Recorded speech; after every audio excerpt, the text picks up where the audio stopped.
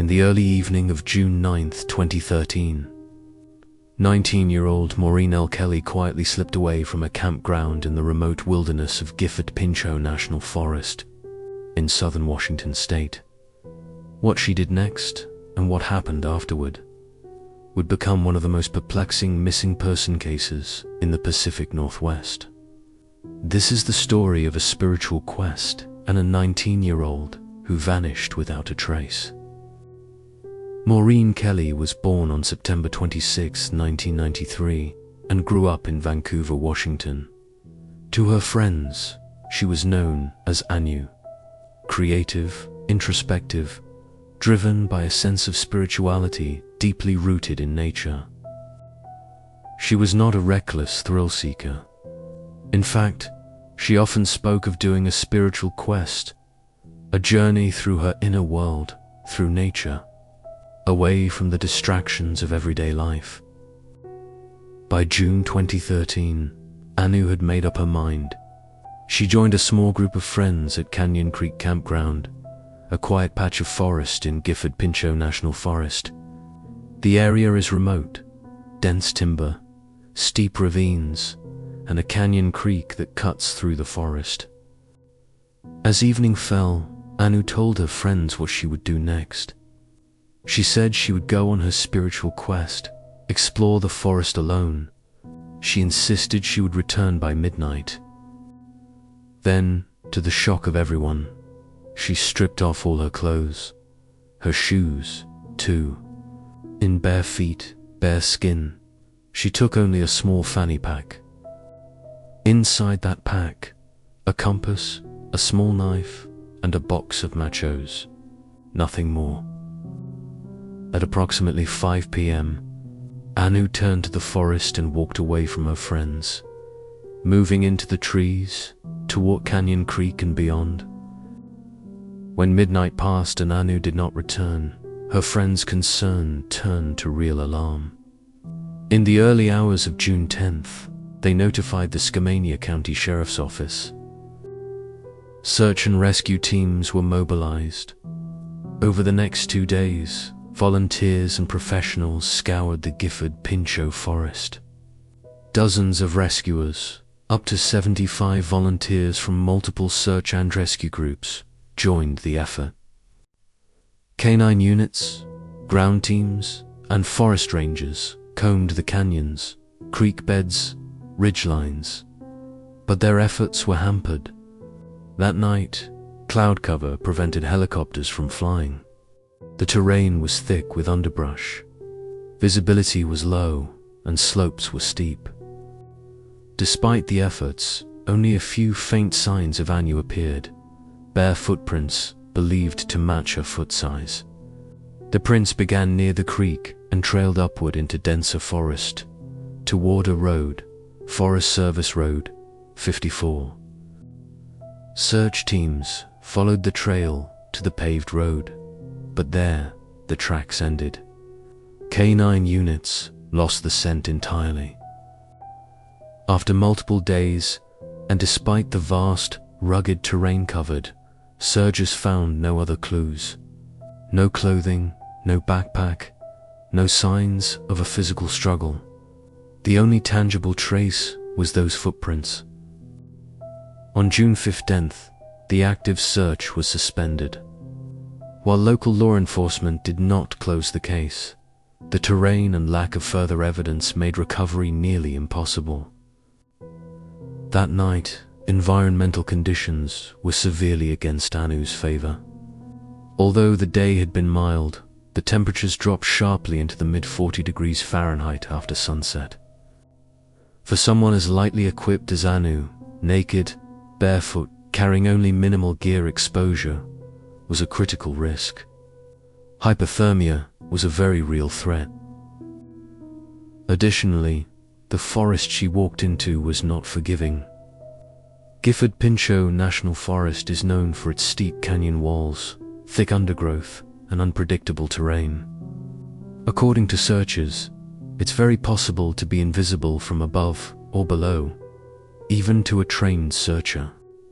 Some rescuers later noted that in such dense forest, a person could be lying motionless, under brush, above them, and remain hidden.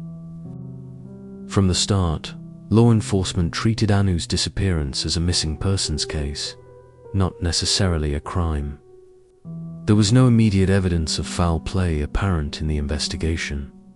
One prevailing theory: misadventure and exposure.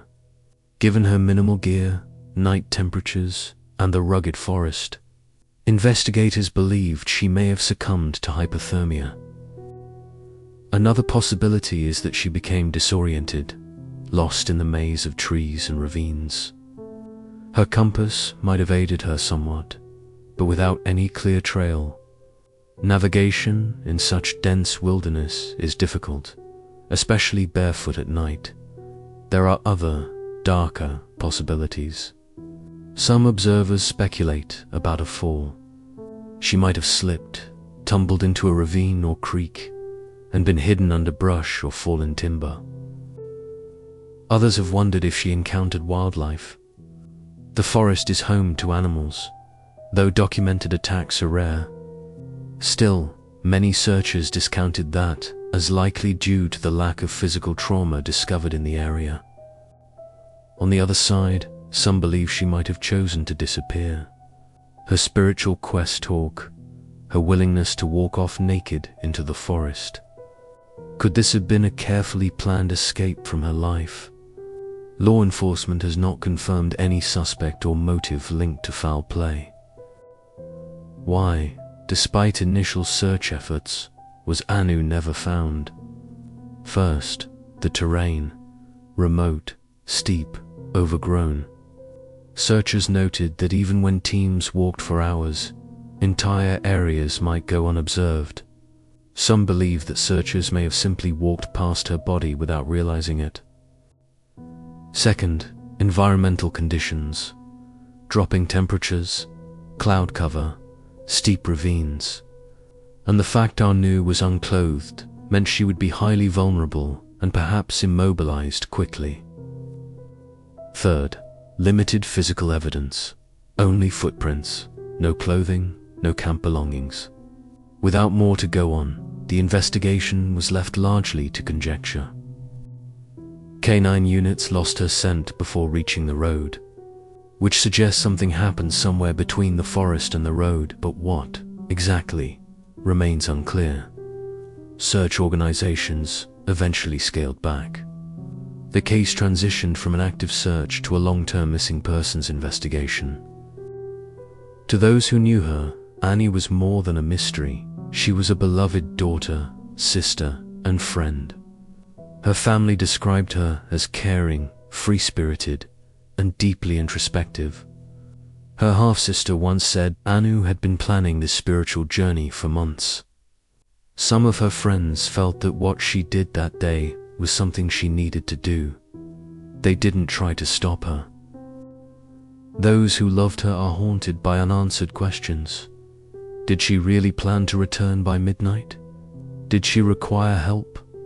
What really happened in the Gifford Pinchot National Forest on the evening of June 9, 2013? Over the years, the case remained open. Her file was listed with Namos under case number MP20715. Investigators periodically reviewed the case, but without new leads. Progress was slow.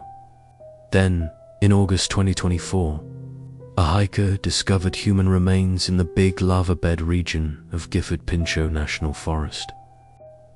Preliminary reports suggested that these remains might belong to Christopher Zitsowitz, another hiker who disappeared in 2013, not definitively Maureen Cully. As of now, authorities have not confirmed the identity of the remains in a way that conclusively ties them to Anu. In true crime and disappearance communities, Anu's case has entrenched itself into mystery lore. Several theories persist, debated by armchair investigators, podcasters, and forest roamers alike: hypothermia and death by exposure. Most investigators lean here. Without clothing, with night temperatures plunging low, Anu may have become disoriented, suffered hypothermia, and succumbed into the forest. accidental fall or injury. The terrain is steep. It's possible she slipped into creek beds or fell down a ravine. Dense underbrush could have hidden her body, making recovery extremely difficult. Self-imposed vanishing. Some believe Anu wanted to disappear symbolically or literally. Her spiritual quest may have been a cover for leaving her old life behind. Her minimal gear, her willingness to leave her friends, and her calm departure support this theory. Wildlife encounter. Though less commonly accepted, it's possible she encountered an animal. But lack of predation signs and no definitive trauma weakens this idea. Foul play. A darker possibility, though investigators have found no strong evidence of abduction. Her friends were cleared, and no DNA, witnesses, or suspicious activity emerged. Still, in community forums, speculation continues. Nearly a decade after her disappearance, Anu Kelly's story continues to captivate. Her case has been covered by true crime podcasts, YouTube channels, and missing person advocacy groups. Her family has not given up hope. For them, closure means more than just finding remains. It means understanding the person she was and why she walked into the forest that day. Too many in the Pacific Northwest. Anu's disappearance is a cautionary tale, a reminder of how wild nature can be, especially when entered unprepared, in a vulnerable state. Her story has also raised questions about mental health, spiritual seeking, and the fine line between adventure and danger. Maureen, Anu Kelly, stepped into the Gifford Pinchot National Forest in search of something deeper. A quest, she called it. Spiritual, personal, transformative. But that quest ended in silence. No body, no final message, no definitive closure. To this day, her disappearance remains one of the Pacific Northwest's most haunting mysteries. If you are watching this, and you have any information, no matter how small, please contact the Skamania County Sheriff's Office or check the NamUs record for Maureen Kelly, which can be found in the description of this video. Because sometimes, even the smallest clue can bring light to the darkest places. If you enjoyed this video and would like to see more, please consider liking and subscribing. Thank you all, and until next time, Off Trail Investigations.